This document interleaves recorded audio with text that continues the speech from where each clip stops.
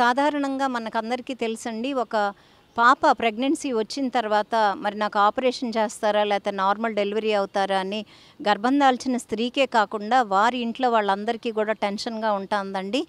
ఇది చాలా చాలా అడ్వాన్స్ అయిపోయినాయండి. మనకి ఈజీగా కూడా నార్మల్ డెలివరీ చేసే పరికరాలన్నీ కూడా వచ్చేసాయి.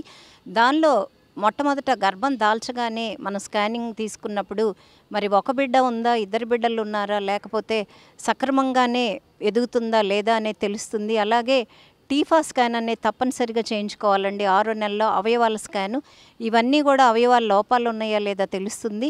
అలాగే 9వ నెల వచ్చేటప్పటికి లోపలున్న బిడ్డ సక్రమంగా అంటే శిరస్సు కిందకుందా లేకపోతే కాళ్ళు కిందకున్నాయా, బిడ్డ అడ్డం తిరిగిందా అనే విషయం కూడా 80% వివరాలు డాక్టర్ గారికి తెలిసిపోతాయండి.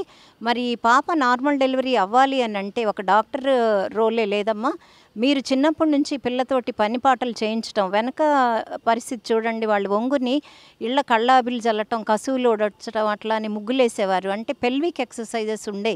మనం ఒంగున్నప్పుడు కటివల్యం అంతా కూడా చక్కగా ఒక ఎక్సర్సైజ్కి లోనై ఉండేది. ప్రత్యేకించి జిమ్ములకి ఏం వెళ్ళక్కర్లేదు. అందుకని ఏ పిల్లలైతే ఇంట్లో చిన్నప్పటి నుంచి పని పాటలు చేస్తూ ఉంటారో, ఒంగోవటం, లేవటం, బట్టలు ఉతకటం, ఆరేయటం, మరి ఇంటి పనులు చేసేవారికి దాదాపు ఫిట్నెస్ ఉంటుందండి. ఈ కాన్పప్పుడు వీరు నొప్పి భరించలేక కూడా వీళ్ళ బాధలు చూడలేక కూడా సగం ఆపరేషన్స్ జరుగుతున్నాయి. అలాగే మరి ఎంతసేపు పెయిన్స్ పడాలన్నా మరి వీళ్ళు ఓర్చుకుంటారా లేదా అనే కెపాసిటీ వీళ్ళల్లోనే ఉంటుంది. కాబట్టి మరి ప్రెగ్నెన్సీ రాకముందు నుంచి కూడా వీరు ఆ ఎక్సర్సైజెస్ అనేది చేయాలి. అలాగే ప్రెగ్నెన్సీ వచ్చాక ప్రత్యేకించి సాధారణ కాన్పుకి మంచి ఎక్సర్సైజెస్ ఉన్నాయండి. బటర్ఫ్లై ఎక్సర్సైజెస్ అని చెప్తాము. తర్వాత లోపల బిడ్డ ఉన్న స్థానాన్ని బట్టి వారికి ఏ ఎక్సర్సైజ్ అయితే సూట్ అవుతుందో ఇండివిజువలైజ్డ్గా కూడా మేము డిజైన్ చేసి వాళ్ళకి చెప్తున్నాము.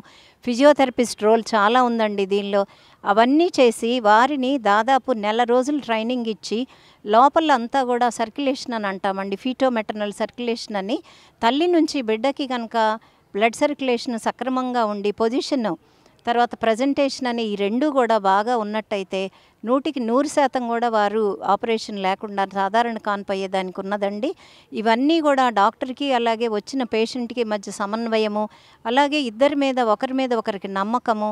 ఇంట్లో కూడా మనం మరి వీరిని ఎంకరేజ్ చేయాలండి. మా అమ్మాయి నొప్పులు పడదు లేదనంటే ఇది మంచి టైం అని చూసుకోకుండా మనం ప్రాక్టికల్గా వెళ్ళినప్పుడు తప్పనిసరిగా నార్మల్ డెలివరీస్ అయ్యేదానికి అవకాశం ఉందండి. అసలు బెడ్ రెస్ట్ అనేది నాకు తెలిసి మరి 35 ఇయర్స్ గైనకాలజీ ఉంటే దాదాపు మేము ఒక 20,000లో ఒకళ్ళకి చెప్తామండి.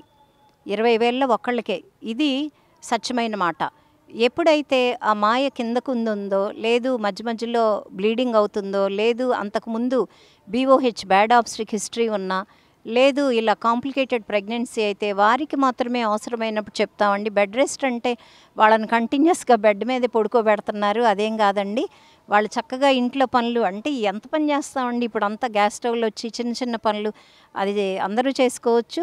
కాకపోతే కంటిన్యూస్గా 3-4 అవర్స్ నిలబడి చేయటం వల్ల ఏంటంటే ఈ ప్లజెంటా ప్రీవియా కానీ ఇలాంటివి ఉన్నా, ఇంకా వేరే కాంప్లికేషన్స్ ఉన్నా వాళ్ళకి ప్రాబ్లం అవుతుంది. కాబట్టి వారికి చెప్తాం. ఇందాక నేను చెప్పినట్టు ఈ బెడ్ రెస్ట్ కంటిన్యూస్గా పడుకోవటం అనేది అయితే ఏ 30-40 వేలల్లో 20 వేలల్లో ఒక్కళ్ళకే చెప్తామండి. రొటీన్గా అయితే అక్కర్లేదు.